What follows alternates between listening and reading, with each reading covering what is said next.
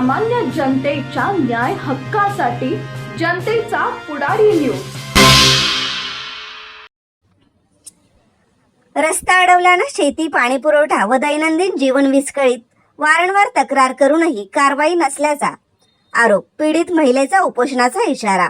तडवळे तालुका खटाव येथील अक्काताई संपत साबळे यांचे पोलीस अधीक्षकांसह मुख्यमंत्री, महसूल मंत्री, ग्रामविकास मंत्री जयकुमार गोरे व पालकमंत्र्यांकडे निवेदन। निवेदनानुसार गावातील सुरेश किसन साबळे, सुभाष लक्ष्मण साबळे, नानासाहेब श्रीरंग साबळे, मंगल धनंजय साबळे, प्रकाश लक्ष्मण साबळे, धनाजी श्रीरंग साबळे, गणेश पांडुरंग साबळे, पांडुरंग किसन साबळे, शिवाजी श्रीरंग साबळे, अजिनाथ श्रीरंग साबळे, बचाराम दत्तू साबळे, सयाजी खेमाजी साबळे, बाळासाहेब साबळे या व्यक्ती रस्ता अडवून शेती करण्यास अडथळा निर्माण करत असून विहिरीवरील मोटार सुरू करण्यासही विरोध करत आहेत। त्यामुळे शेतीची पेरणी रखडली आहे। त्याचबरोबर येथील ऊस आणि घास पिकही पाणी देता येत नसल्याने वाळून चालले आहेत। तसेच कुटुंबीय व जनावरांच्या पिण्याचा पाण्याचाही प्रश्न निर्माण झाल्याचा दावा करण्यात आला आहे। तर आमच्या स्वमालकीच्या जागेतून वरील सर्व व्यक्ती ये जा करत आहेत, त्यांच्या शेतीची कामं करत आहेत। या प्रकरणी संबंधितांकडून शिवीगाळ, दमदाटी व जीवे मारण्याच्या धमक्या दिल्या जात असल्याचा आरोपही निवेदनात करण्यात आला आहे। यापूर्वी तहसीलदार व उपविभागीय अधिकाऱ्यांनी रस्त्यासंदर्भात निर्णय दिल्यानंतरही परिस्थितीत सुधारणा झाली नसल्याचे त्यांनी म्हटले आहे।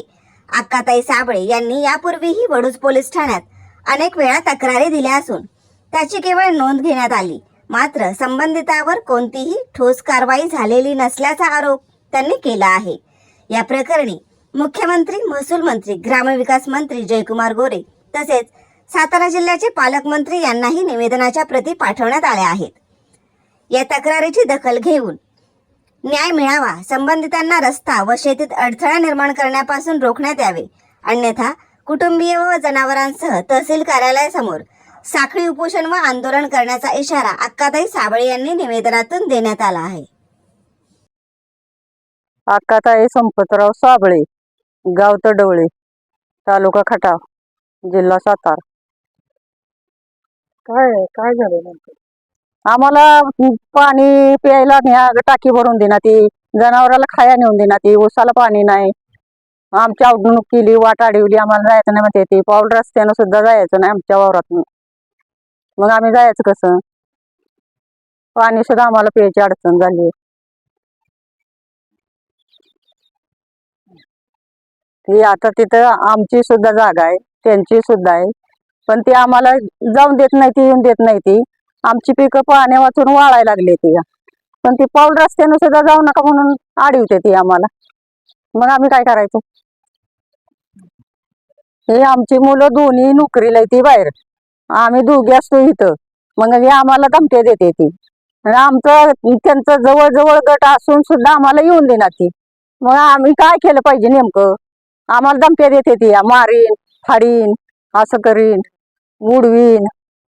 ट्रॅक्टरवाल्यासने सांगणार तुम्ही येऊ नका, यांच्यात जाऊ नका, मग तुम्ही आला तर मग तुमच्याकडे सुद्धा बघायला लागल, ते असलं बोलते ती। काय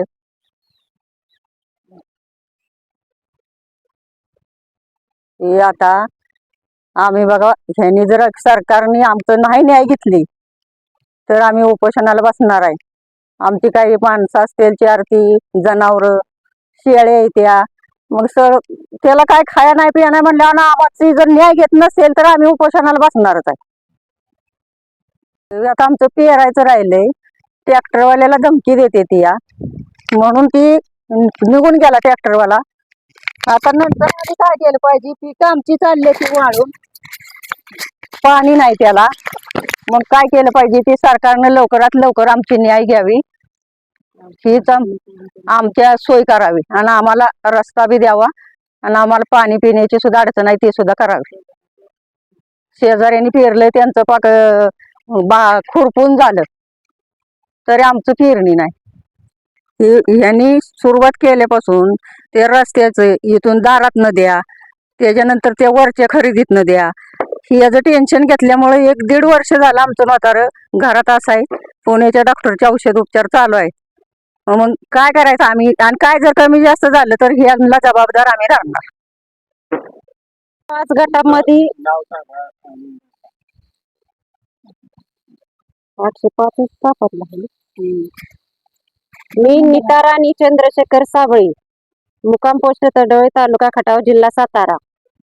आमच्या 805 गटातून रस्ता जे येतोय सरळ समोर, तिथून 2-3 ठिकाणी आमची जमीन आहे. तिथून ती सर्वजण येणं जाणं करत आहेत आणि आमची अडवणूक करत आहेत. पण त्यांना आम्ही कधीच अडवलं नाही. पण त्यांनी आम्हाला पाऊल वाटून सुद्धा जाऊन द्यायचं नाही म्हणून असं ठरवलं.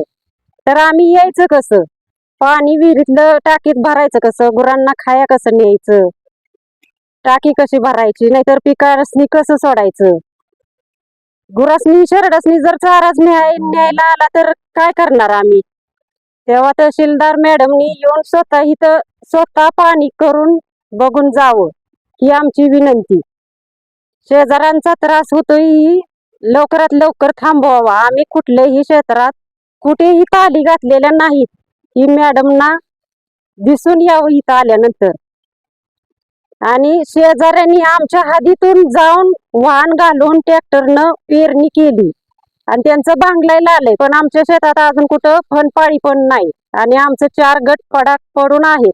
ही तहसीलदार मॅडमनी स्वतः येऊन इथं पाहणी करून जावं.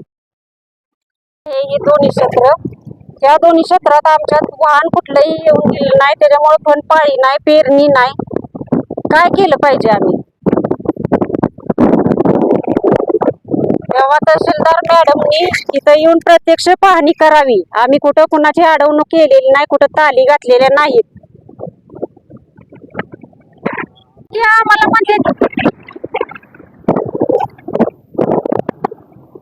आम्ही दिसलो की आम्हाला सरळ म्हणते की तुम्ही पाऊल वाटणं सुद्धा खाली जायचं नाही. मग यायचं कसं? आपल्यातनं ती जा करते, ती शर्ट नेते, ती गुरं नेते, ती चारायला ती येते, ती पण आपल्यालाच म्हणते ती तुम्ही पाऊल वाटणं सुद्धा जायचं नाही. मग ही आम्ही शेती कशी करायची ते तुम्हीच बघा. धनंजय श्रीरंग साबळे यांनी आपल्या हद्दीतून ट्रॅक्टर नेऊन शनी त्यांची पेरणी करून घेतली आणि आपलं रान कुठलंच पेरून दिलेलं नाही. त्यांच्या भावांनी बी स्पष्ट सांगितलं की आमच्या हद्दीतनं तुम्ही ये जा करायचं नाही. आणि त्यांनी मात्र सगळ्यांनी एकानं त्यांची रानं आपल्या हद्दीतनं जाऊन पेरलेली आहेत. तेव्हा तहसीलदार मॅडमनी इथं येऊन प्रत्यक्ष पाहणी करावी. घास असून शनी पाणी द्यायला येत नाही इथं आणि घास गुरासनी शरडासनी नेता बी येत नाही. त्याच्यामुळे त्याची कारवाई त्वरित व्हावी ही विनंती. ही सुद्धा शेती आपली पडाक आहे.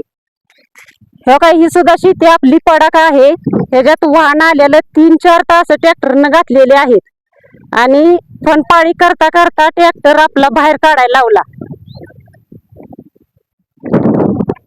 हे असेच बघा आपल्या हातात.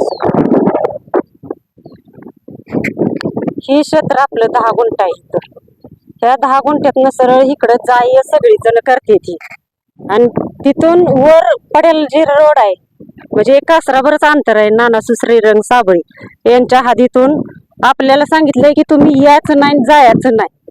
मग काय केलं पाहिजे सांगा तुम्ही? वाहन जर नाही येऊन दिलं तर आपण येणार कसं? हिथं आपलं 10 गुंठ क्षेत्र आहे, हिथं बी आहे. ही सगळं पाडाकच क्षेत्र राहिलंय म्हणजे वाहन येऊन न देण्यामुळे. हिथं आपला रस्ता, हिथं कुठं ताल घातली का ही बी तुम्ही बघा. आपलं हिथं बी क्षेत्र पडाक आहे. 805 मधनं जुना रस्ता नकाशाला आहे.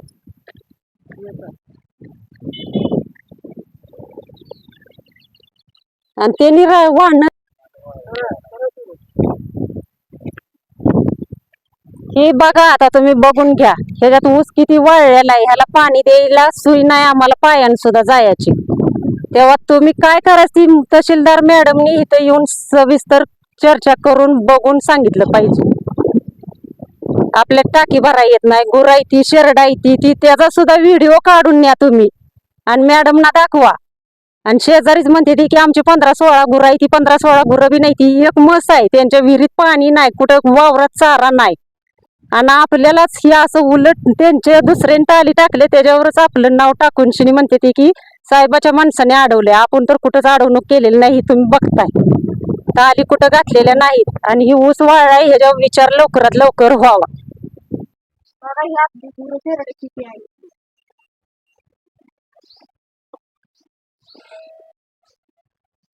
त्या गुरांनी खायला नाही येत नाही. सामाजिक, सांस्कृतिक, कृषी, शैक्षणिक क्षेत्राबरोबरच खास राजकीय क्षेत्रातील रोजच्या नवनवीन घडामोडी पाहण्यासाठी जनतेचा पुढारी न्यूज लाईक करा, शेअर करा, सबस्क्राईब करा. धन्यवाद.